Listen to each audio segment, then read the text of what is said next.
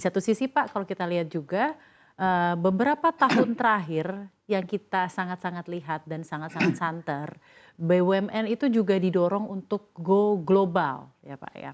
Seperti apa Anda memandang aksi korporasi ini? Di satu sisi BUMN adalah state owned enterprise tuh Pak, tapi ada, aspirasi untuk go global. Bagaimana Anda memandangnya? Ya, Sabrina begini ya, waktu saya mendirikan Kementerian BUMN itu 25 tahun yang lalu, saya mengatakan 10 BUMN ini akan menjadi global corporation dan Hmm, dipimpin oleh global CEO. Nah, kita belum sampai di sana. baik. Terus terang saja, kalau Anda meminta penilaian saya tentang Go Global, saya masih belum puas. Sangat tidak puas bahkan ya, karena Hmm, menurut saya seyogyanya BUMN itulah yang menjadi perintis untuk korporasi Indonesia Go Global. Karena kita punya segala-galanya. Nah, Pak Erick Thohir baru saja meluncing yang namanya Indonesia Inc. di Hong Kong. Nah, itu sejalan dengan pemikiran saya juga 25 tahun yang lalu. Jadi, I think we are a little bit late ya. hmm, Eh, tapi saya bisa menyadari ada dua hal yang utama ya. BUMN ini kan asetnya masih aset negara. Kalau kita bergerak di luar negeri, go global, hmm, padahal kita masih tidak yakin mengenai risiko, maka itu berbahaya. hmm. Karena kerugian BUMN dianggap sebagai kerugian negara. Siapa yang mau berani untuk Iya, mengambil sikap untuk melakukan investasi go global itu? Nah, ini ya harus keputusan kebijakan pemerintah dong Republik ini DPR. Kalau mau go global ya jangan dicampur urusannya aset negara dengan aset korporasi. Jadi itu yang satu yang pertama. baik. Terus terus terang saja memang rekan-rekan di BUMN ini para leaders masih perlu sedikit belajar mengenai global perspektif dari korporasi termasuk etika dan lain-lain sebagainya. Hmm. Jadi dua hal ini masih menjadi kendala untuk kita go global. Tapi mestinya perlu kita go global. Kalau perlu kita segmentasi dulu, kita mau kemana dulu. Kita ke Afrika dulu deh, nggak usah ke Amerika ya. Afrika kita mestinya bisa kompetitif.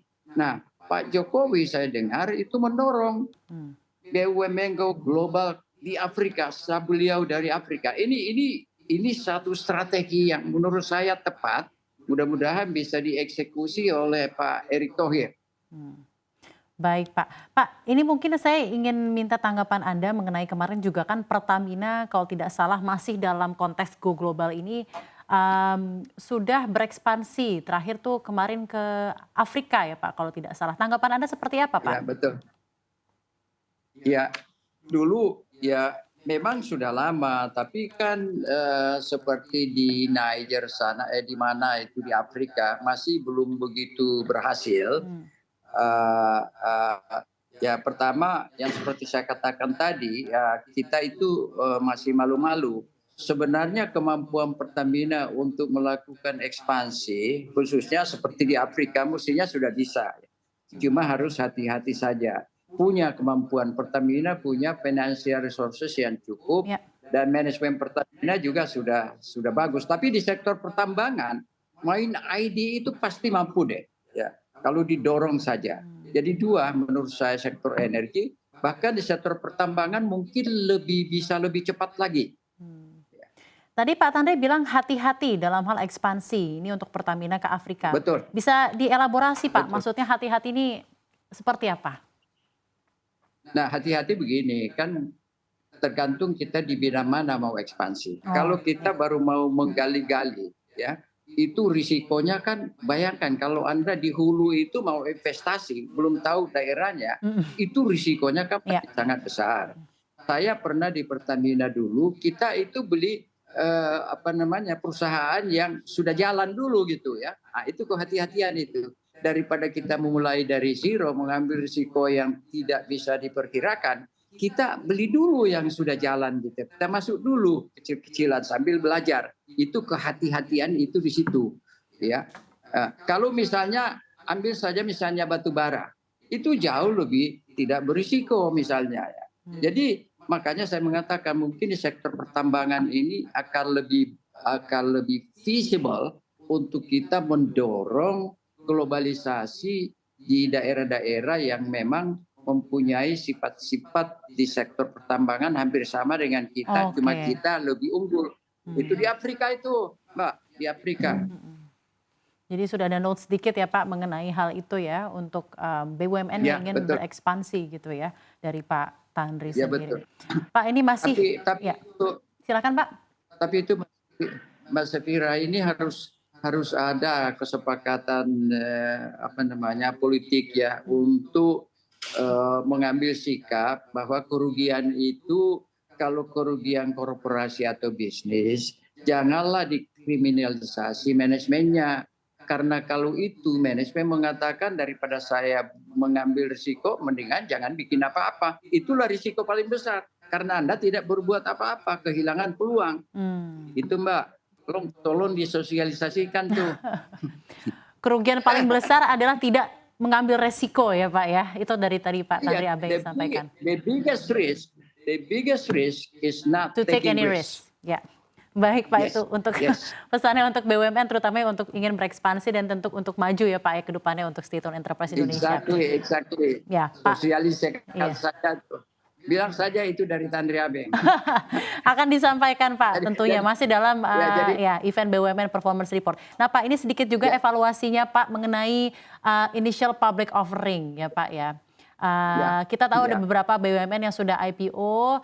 Dari hemat pandang Anda Pak Tanri, mana yang masuk kategori sukses dan mana yang sebaliknya? Bagaimana evaluasinya Pak? Saya melihat begini ya, secara umum kita punya go public IPO masih belum berhasil ya. Mungkin justru IPO pertama Telkom tahun 1995 itu berhasil sampai sekarang kita listed di New York Stock Exchange.